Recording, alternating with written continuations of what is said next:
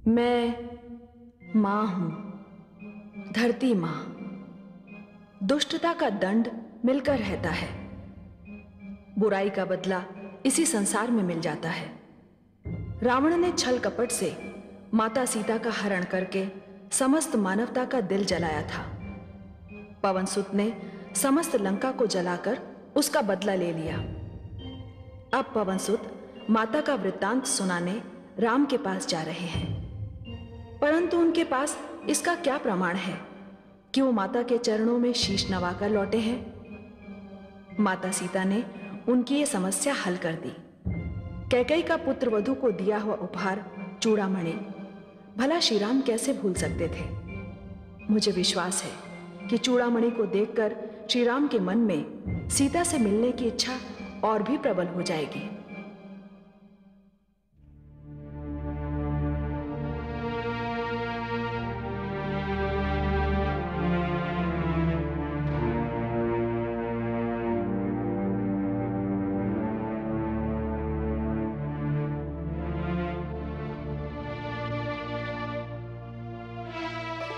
जय श्री राम।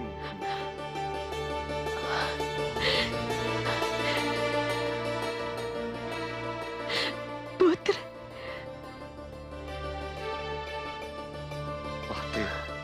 प्रणाम। पुत्र, सब सकुशल तो है ना? मैं तो सकुशल हूँ, परंतु लंका वासियों की कुशलता नहीं है। मैंने लंका का दहन कर दिया है माते, और अब मेरा यहाँ से जाने का समय आ चुका है। आज्ञा दीजिए। पुत्र, तुम आए थे तो मेरे मन में प्रसन्नता छा गई थी। अब तुम चले जाओगे तो मेरा मन फिर से उदास हो जाएगा। आपको अधिक प्रतीक्षा नहीं करनी पड़ेगी माते। इधर मैं प्रभु श्री राम के पास पहुंचा और उधर प्रभु श्री राम आपकी ओर चले। पुत्र, आर्यपुत्र से बस इतना कहना कि यदि उन्हें आने में 1 माह से 1 दिन भी अधिक हुआ तो वो मुझे जीवित नहीं पाएंगे। आप चिंता न कीजिए माता, बस मुझे प्रमाण स्वरूप कोई वस्तु दे दीजिए जिसे मैं प्रभु श्री राम को दिखाकर संतुष्ट कर सकूं कि मैं आपकी सेवा में आया था और आपसे मिला था।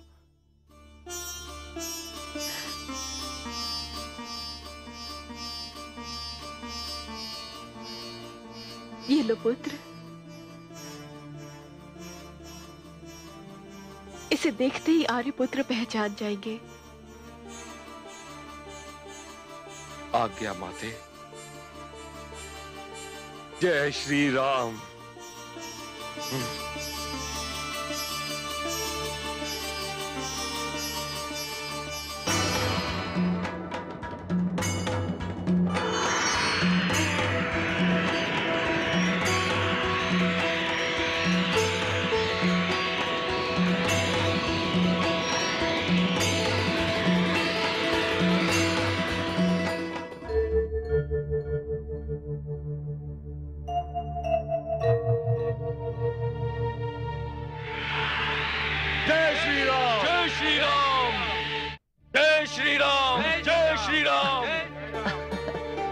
भ्राताश्री, भ्राताश्री, पवनसुत लौट आए। भ्राताश्री, मुझे पूर्ण विश्वास है कि उन्हें भविष्य का पता चल गया होगा, अन्यथा पवनसुत लौट कर नहीं आते। जय श्री राम। जय श्री राम।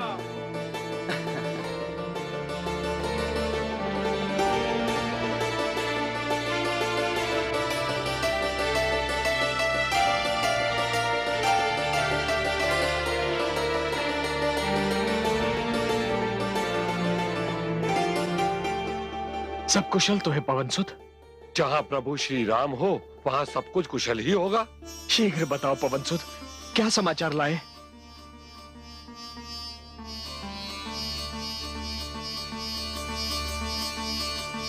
इसे तो आप पहचानते ही होंगे। अवश्य अवश्य पवनसुत, यह तो वही चूड़ामणि है जो माता कैकेयी ने सीता को दी थी। और माता ने मुझे पहचान के रूप में दी है। यही है मेरी माता से भेंट का प्रमाण। पवनसुत, कैसी है मेरी सीता? हे श्री राम, यदि श्वास के अवगमन का नाम जीवन है तो वह जीवित हैं। प्राण शरीर का साथ इसलिए नहीं छोड़ रहे क्योंकि उनके अधरों पर आपका नाम है, आंखों में आपका चित्र है और मन में आपका ध्यान है। परंतु उन्होंने कहा है कि यदि आपको उनके पास आने में 1 माह से अधिक विलंब हुआ तो वो अपने प्राणों को शरीर छोड़ देने का आदेश देने पर विवश हो जाएंगी।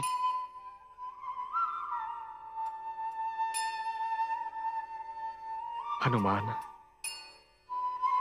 तुमने मेरे लिए वो कार्य किया है जो केवल एक भ्राता ही कर सकता है। तुम में और मेरे प्रिय अनुज भरत में मुझे कोई अंतर दिखाई नहीं देता। हनुमान, तुम मुझे अनुज भरत की भांति प्रिय हो। हनुमान, भरत की भांति प्रिय हो। प्रभु, हनुमान, प्रभु। जय श्री राम राम राम। आपने मुझे इतना मान सम्मान दिया तो मेरी एक विनती भी सुन लीजिए। मैंने आपके वियोग में अपनी माता की जो दशा देखी है उसके बारे में सोचता हूं तो मेरी आत्मा कांप जाती है। हे श्री राम, उनका मुख देखने के लिए पाषाण का हृदय चाहिए। आपका नाम सुनते ही उनके नेत्रों से जो अश्रुधारा बहती है वो समस्त सृष्टि को डुबो देने में समर्थ है। अब तनिक भी विलंब न करें और तुरंत माता के पास चले। अब किस बात का विलंब मित्र? वानर सेना कल सूर्य की प्रथम किरण निकलते ही लंका के लिए प्रस्थान करेगी। मैं सेना को यही आदेश देने जा रहा हूँ। जय श्री राम, जय श्री राम, जय श्री राम, जय श्री राम, जय श्री राम, जय श्री राम, जय श्री राम, जय श्री राम, जय श्री राम, जय श्री राम, जय श्री राम, जय श्री राम।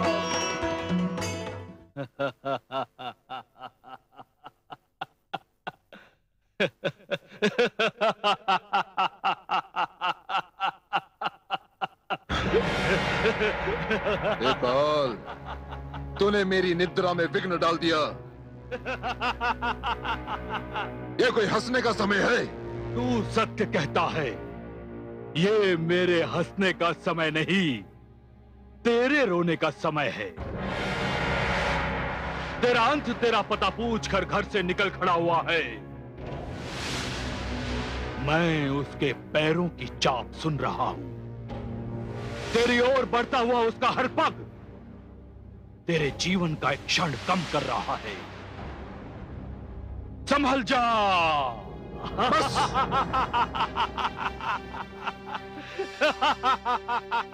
तू ऐसे नहीं मानेगा।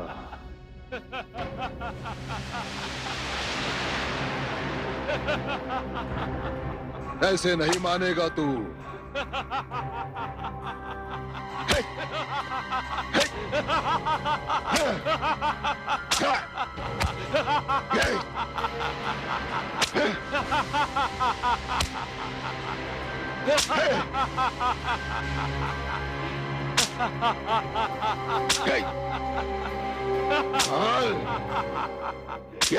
स्वामी, स्वामी क्या कर रहे हैं? इसका यही दंड है महारानी। अपना हाथ रोक लीजिए।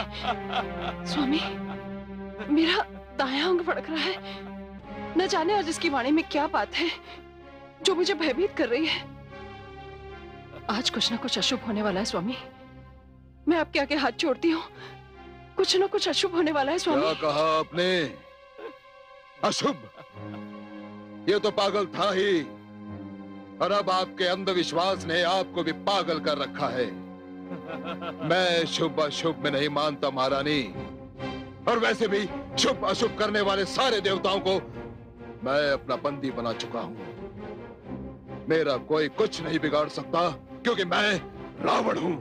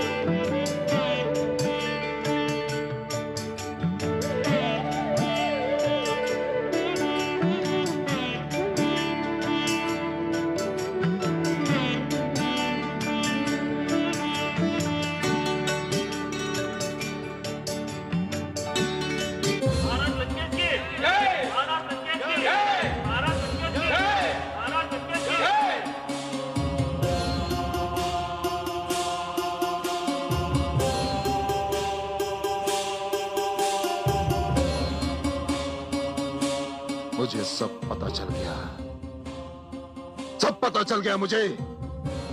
पूरी लंका उस वानर का गुणगान कर रही है जो लंकापति रावण की सोने की लंका उजाड़ कर चला गया।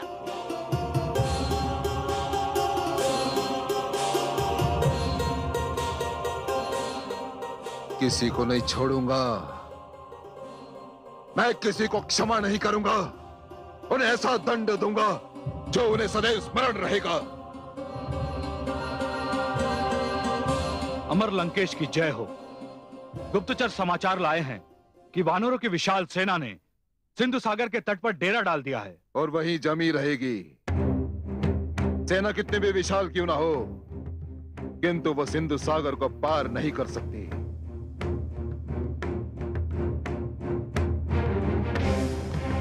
क्यों महामंत्री, मैं कुछ अनुचित कह रहा हूं? अनुचित शब्द तो मेरे सम्राट के मुख तक आने का साहस नहीं कर सकता। लंकेश सत्य है, सत्य कहते हैं और सत्य ही सुनते हैं।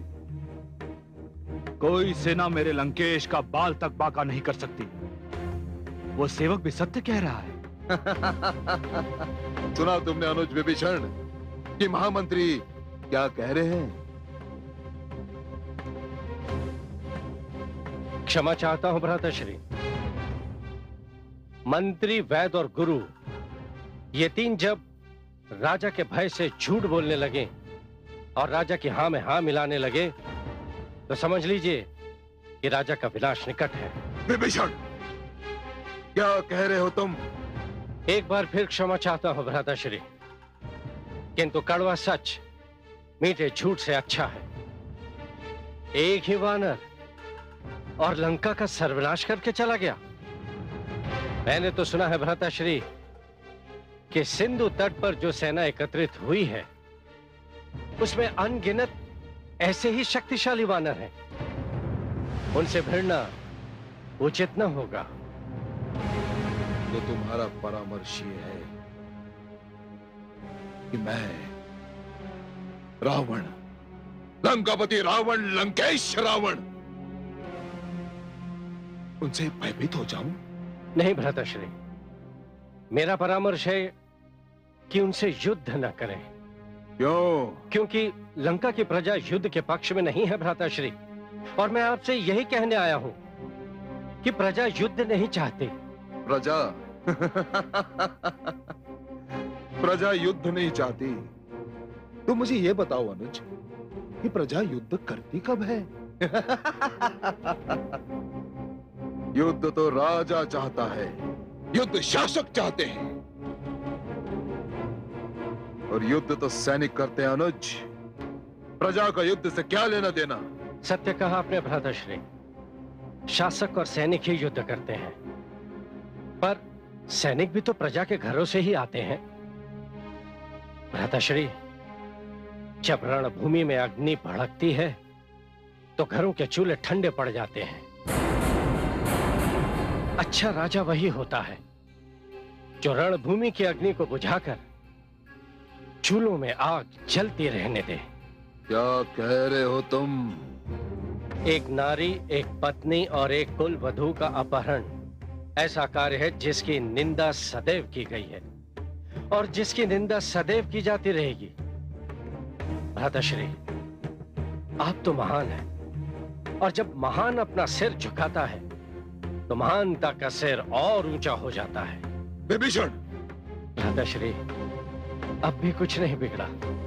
जनक नंदिनी को लेकर श्री राम के पास जाइए, उन्हें उनकी पत्नी लौटाकर अपने पाप का प्रायश्चित कर लीजिए। मैं स्वयं श्री राम से नहीं मिला, परंतु सुना है कि उनका हृदय सिंधु सागर से भी विशाल है। वे स्वयं दया के सागर हैं। वे अवश्य आपको क्षमा कर देंगे। बस! तुम्हारी कायरता प्रेम की सीमा लांघ कर मेरे क्रोध के क्षेत्र में प्रवेश कर चुकी है। मुझे आपके क्रोध से अधिक आपके कल्याण की चिंता है भ्राताश्री। मेरी आपसे विनती है कि आप श्री राम की शरण में चले जाइए। धूर्त!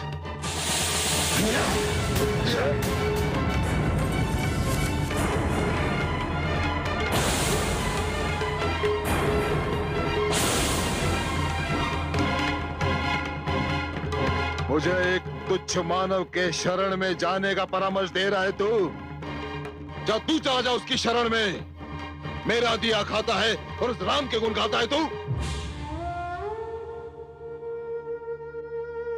आप बड़े हैं, आपने मुझ पर चरण प्रहार किया, मैंने बुरा नहीं माना, किंतु भ्राताश्री, काल की आप पर कुदृष्टि पड़ चुकी है। बस विभीषण, मौन हो जा, मौन हो जा और निकल जा यहां से। निकल जा मेरी लंका से, निकल जा मेरे जीवन से, निकल जा मेरे परिवार से, बस निकल जा यहां से। आज के उपरांत मैं तेरा शुभ मुख कभी नहीं देखूंगा, और यदि तूने अब अपने मुख से एक शब्द भी निकाला तो वो शब्द तेरे जीवन का अंतिम शब्द होगा विभीषण।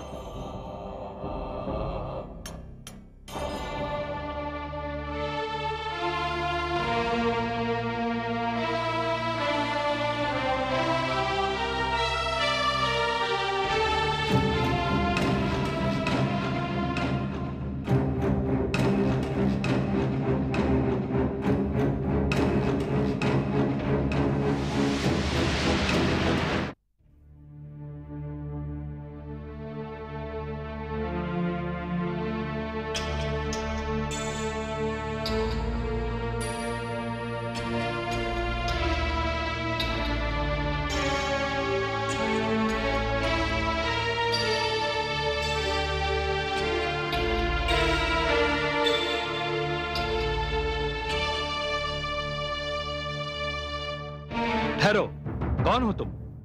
मैं लंकापति रावण का अनुज विभीषण हूं मित्र। रावण का अनुज? तुम सत्य कह रहे हो? हाँ मित्र, मेरे साथ मेरी पत्नी और पुत्र भी हैं। यहाँ क्यों आए हो? श्री राम से मिलने आए हैं। तुम रावण के अनुज हो, तुम उनसे नहीं मिल सकते। मुझ पर दया करो भाई, उन तक मेरा यह संदेश पहुंचा दो कि मैं उनकी शरण लेने आया हूं। तुम्हारी बहुत कृपा होगी। ठीक है, तुम यहीं रुको।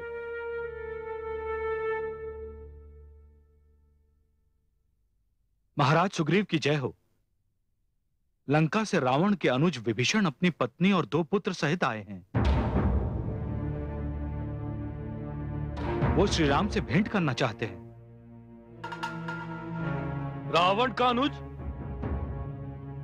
वो यहां क्यों आया है? उनका कहना है महाराज, वो श्री राम से शरण लेना चाहते हैं। असंभव! रावण के अनुज को शरण की क्या आवश्यकता? अवश्य वह छल कर रहा है। रावण का गुप्तचर है जो शरणार्थी होने का ढोंग कर रहा है। छल और कपट तो इन राक्षसों का धर्म है। वो यहां भी वही कुछ करने आया है। कहीं हम प्रतिक्रिया व्यक्त करने में शीघ्रता तो नहीं कर रहे हैं? मैं सहमत हूं।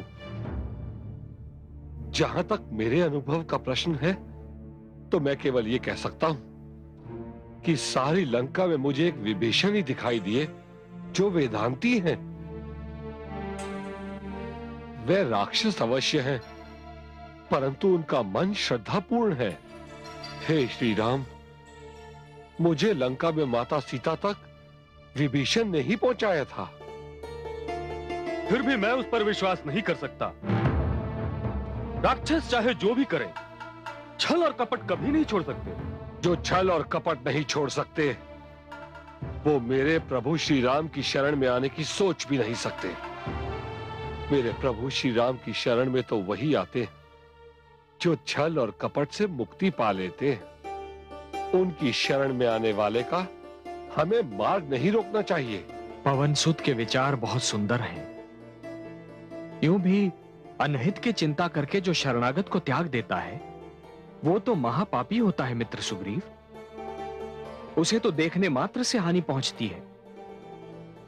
जाओ सैनिक, विभीषण को हमारे समक्ष आदर सम्मान पूर्वक ले आओ। जो आज्ञा महाराज। मुझे पूर्ण विश्वास है कि विभीषण सच्चे मन से मेरे पास आए हैं। और आप सबको भयभीत होने की तनिक भी आवश्यकता नहीं है मित्रों। एक राक्षस तो क्या, राक्षसों की समूची सेना भी आ जाए तो मेरे अनुज लक्ष्मण का एक ही बाण उन्हें समाप्त करने के लिए बहुत है। आइए।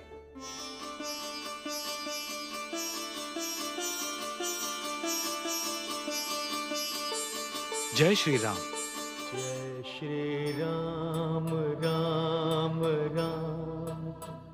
शरण दीजिए प्रभु, शरण दीजिए प्रभु। जय श्री राम राम राम। शरण दीजिए प्रभु। राम राम राम। मेरे हो भाग्य प्रभु, आज मैं उनके दर्शन कर रहा हूं जिसका ध्यान मात्र संसार के समस्त दुखों से मुक्ति दिला देता है। हे कृपा निधान, आपके दर्शन के प्यासे ये नेत्र आज अपने भाग्य पर जितना भी गर्व करें उतना कम है। मुझे अपनी शरण में ले लीजिए प्रभु। तुम मेरी शरण में हो लंकेश। नहीं प्रभु, मैं लंकेश नहीं हूं, मैं तो उनका अनुज हूं। अनुज लक्ष्मण। आज्ञा भ्राताश्री। तनिक समुद्र से थोड़ा जल ले आओ। जो आज्ञा भ्राताश्री।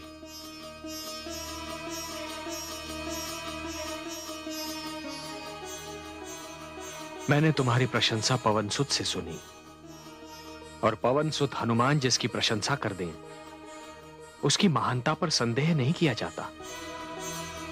विभीषण, उन्होंने मुझे बताया कि उन्हें जानकी तक पहुंचाने में तुमने ही सहायता की थी।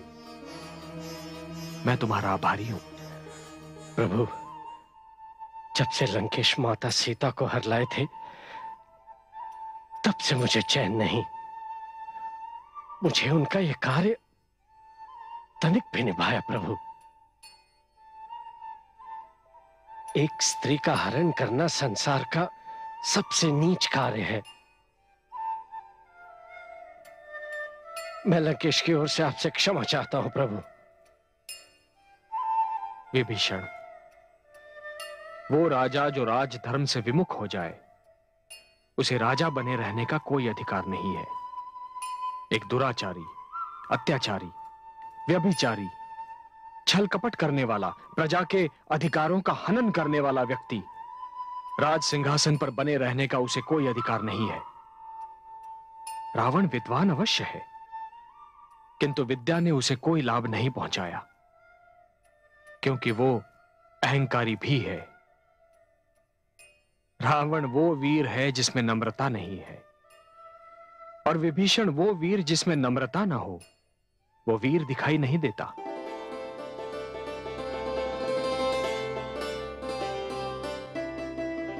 भ्राताश्री, ये जल। विभीषण, लंका के सिंहासन के लिए रावण योग्य व्यक्ति नहीं है।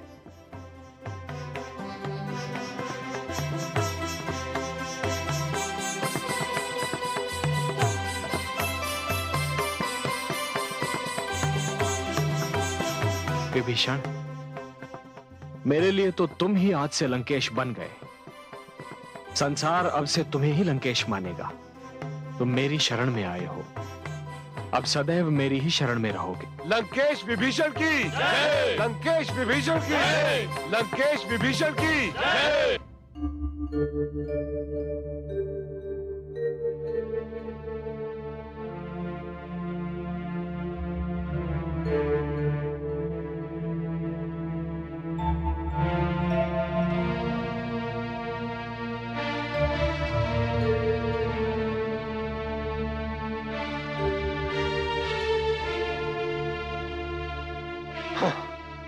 मैं चाहूं तो एक एक करके अपने सारे सैनिकों को सागर पार ले जाऊं, परंतु इसमें कम से कम 1 मास लग जाएगा और समय ही हमारे पास नहीं है।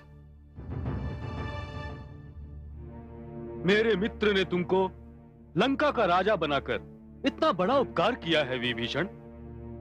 तुम्हें भी तो इस महान उपकार का कुछ मूल्य चुकाना चाहिए। मैं तो अपने प्रभु राम का दास हूं। मेरी तो बस एक ही कामना है कि कोई ऐसी घड़ी आए कि जब मेरी भक्ति और श्रद्धा की परीक्षा हो और मैं ये सिद्ध कर सकूं कि जो मेरी जीभा पर है वही मेरे मन में है। विभीषण जी, तो फिर हमारी सागर पार करके लंका तक पहुंचने की समस्या का समाधान कर दीजिए। प्रभु, इतनी छोटी सी बात आपको कैसे चिंतित कर सकती है? सागर तो आपके कुलगुरु हैं। यदि आप उनसे प्रार्थना करें तो वो स्वयं आपको कोई उपाय बता देंगे। क्षमा कीजिएगा विभीषण जी, जो लोग देव देव पुकारते रहते हैं वो आलसी और कायर होते हैं। नहीं अनुज, प्रार्थना आलस्य एवं कायरता का चिन्ह नहीं, विनम्रता का चिन्ह है। और विनम्रता मानव का सर्वश्रेष्ठ गुण है। लंकेश, विभीषण का विचार उत्तम है। मैं अभी सागर देव का आवाहन करने जा रहा हूं।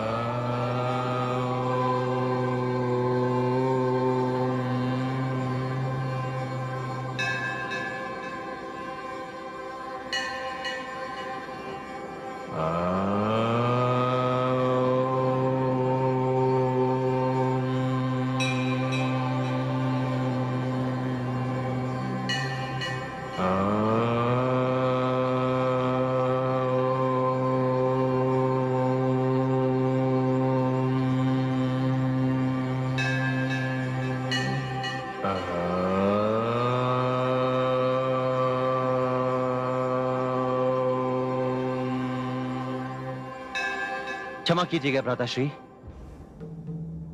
विनम्रता की भी कोई सीमा होती है। आपको इन सागर देव की आराधना करते हुए पूरे 3 दिन हो चुके हैं, किंतु इन सागर देव को देखिए, आपकी सुनी अनसुनी कर रहे हैं। भ्राताश्री, मेरे पास गुरु विश्वामित्र का दिया हुआ वो बाण है जिसे आप सागर देव पर साध कर एक क्षण में उन्हें सुखा सकते हैं।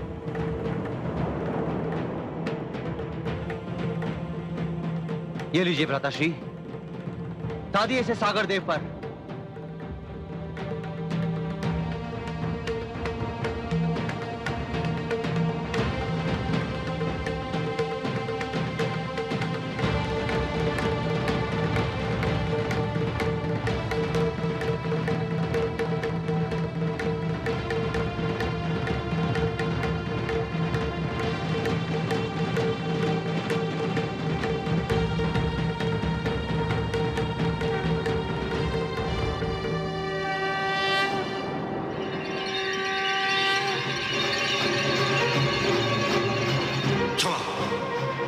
श्री राम क्षमा,